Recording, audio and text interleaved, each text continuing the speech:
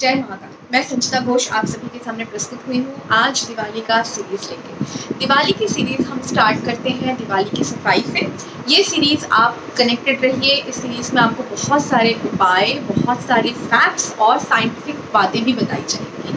तो चलिए स्टार्ट करते हैं। स्टार्ट करने के पहले ये नंबर देखिए, ये नंबर आप ही के लिए है। अगर आपके लाइफ में कोई भी इश्यूज चल रही है और आप एस्ट्रोलॉजी, न्यूमरोलॉजी या टैरो रीडिंग करवाना चाहते हैं तो आप इस नंबर पे अपना अपॉइंटमेंट बुक कर सकते हैं।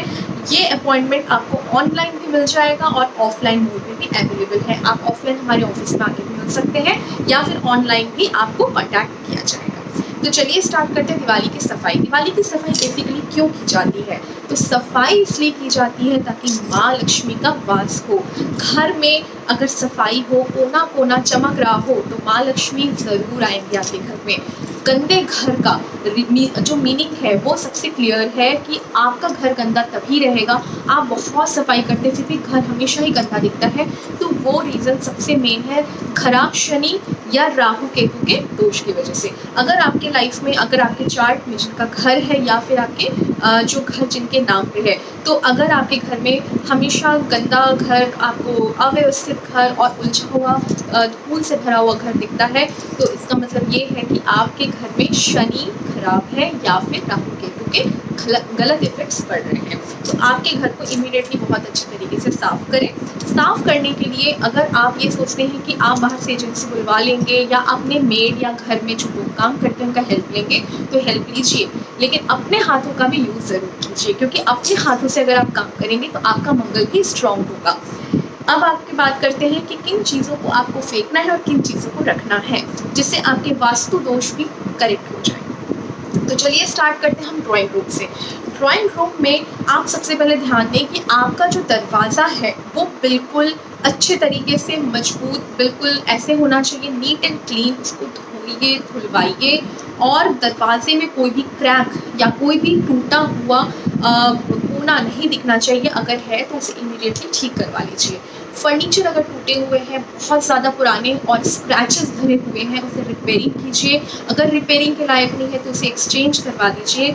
ड्राइंग रूम में और भी दूसरे जो भी इलेक्ट्रिक के सामान है, स्विच बोर्ड्स हो गए, आपके इलेक्ट्रॉनिक आइटम्स है, सारे आइटम्स अच्छे से चेक कर लीजिए। जो भी आइटम आपको दिखे कि ये खराब है, बंद पड़ा हुआ है बहुत दिनों से, ये राहु के इफेक्ट को लेके आता है। घर में हमेशा स्ट्रेस, टेंशन और झगड़े होते हैं, तो आप अपने घर के इलेक्ट्रॉनिक आइटम्स को बहुत ध्यान से चेक करवाएं और उसे अगर ठीक नहीं हो सकता किसी को दे दें। नेक्स्ट हम बात करते हैं किचन के बारे में।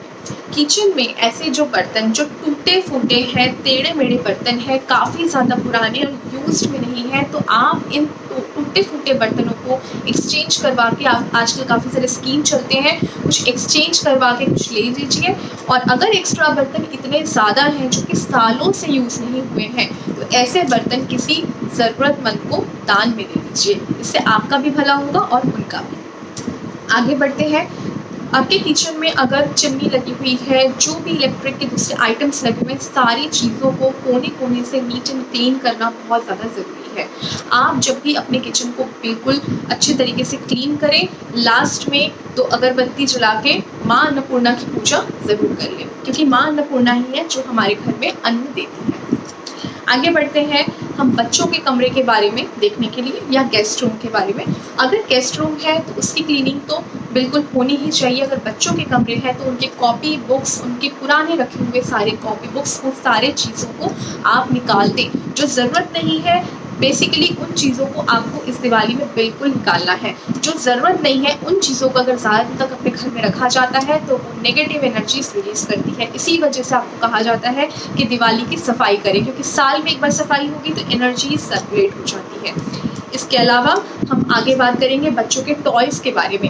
जो टॉयज़ होते हैं उन टॉयज़ में भी नेगेटिव एनर्जीज आ सकती है अगर वो टॉयज़ सालों साल पड़े हुए हैं। हो सकता है आपकी मेमोरीज है उन बच्चों के टॉयज़ के साथ, लेकिन फिर भी प्रैक्टिकल लिमिटेड टॉयज़ मेमोरी के फॉर्म में रखें। ज़्यादा टॉयज़ हैं, बहुत ज़्यादा एक्स्ट्रा बर्डन घर में है, तो उन चीज़ों को बिल्कुल इमीडिएट निकाल दें और ज़रूरतमंदों को गिफ्ट कर दें। आगे बात करते हैं हम बेडरूम के बारे में।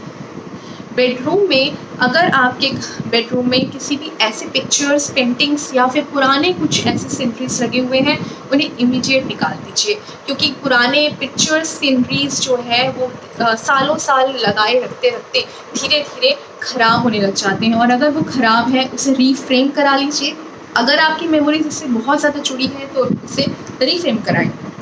और अगर आप उन्हें घर से निकाल सकते हैं तो उन्हें ज़रूर निकाल दीजिए। और कोई नए फ़ोटोज़, नई मेमोरीज़ और नए कोलाज फ़ोटोज़ लगाएं अपनी फैमिली के। बेडरूम में मैंने पहले सीरीज़ में भी आपको बताया था, पितरों के फ़ोटोज़ कभी नहीं लगाते और कोई गुरुजन या फिर आपके मेंटर्स के फ़ोटो भी ना लगाएं बेडरूम में, क्योंकि श्रद्धा अपने जगह है और पारिवारिक सांसारिक ज़िंदगी अपनी जगह है। तो आप अपने घर को मंदिर ना होने दें। ये सांसारिक एक बंधन है, यहाँ पर परिवार आपका बसता है, तो परिवार की तरह ही रहें। और आपके घर में अगर कोई मंदिर के रूम की बात करते हैं कि खंडित मूर्तियाँ रखी हुई है, खंडित फ़ोटोज़ रखे हुए हैं, बहुत ज़्यादा फटे हुए बुक्स रखे हुए हैं, इन चीज़ों को बिल्कुल निकालें। लाल कपड़ा में बांध के इसे मंदिर के पास रख के आ जाए, मंदिर में रख दीजिए। पंडित जी से पूछ लीजिए कहाँ रखना है। विसर्जन क्योंकि नहीं किया जाता आजकल, पानी ख़राब हो रहा है, वाटर पोल्यूशन हो रहा है, इस वजह से इन चीज़ों को जहाँ पर वो बताएं, मंदिर के जो चीज़ें सामग्रियाँ जहाँ रखी जाती है स्टोर करके, वहाँ पर जाके उन्हें रख दीजिए। आगे हम बात करते हैं उन लोगों के बारे में जिनके घर खुद के हैं, यानी कि इंडिपेंडेंट घर बने हुए हैं। जो फ्लैट्स में रहते हैं उनकी बात नहीं कर रहे, जिनके इंडिपेंडेंट घर हैं। तो इंडिपेंडेंट घर वालों के लिए जो छज्जे होते हैं, यानी जो लास्ट वाली एरिया होती है या छत वाली जो एरिया होती है, वहाँ पर खासकर आप ध्यान दीजिए। बहुत सारे लोग पूरा स्टोरेज बना के रखते हैं जहाँ पर लोहे, लकड़ियाँ और बहुत सारे ऐसे आइटम्स रखे रहते हैं जो कि कभी काम नहीं आते। उन चीज़ों को ज़रूर हटा दें, क्योंकि ये चीज़ें आपके घर में शनि बढ़ाता है और शनि हमारे लिए इतना भी अच्छा नहीं, क्योंकि वो स्ट्रगल कराएगा लाइफ में, प्लस हमारे भाग्य को रोक के रखता है और हमें हमेशा एक बोझ देता है लाइफ में। तो इन चीज़ों को अपने घर से ज़रूर हटाएं।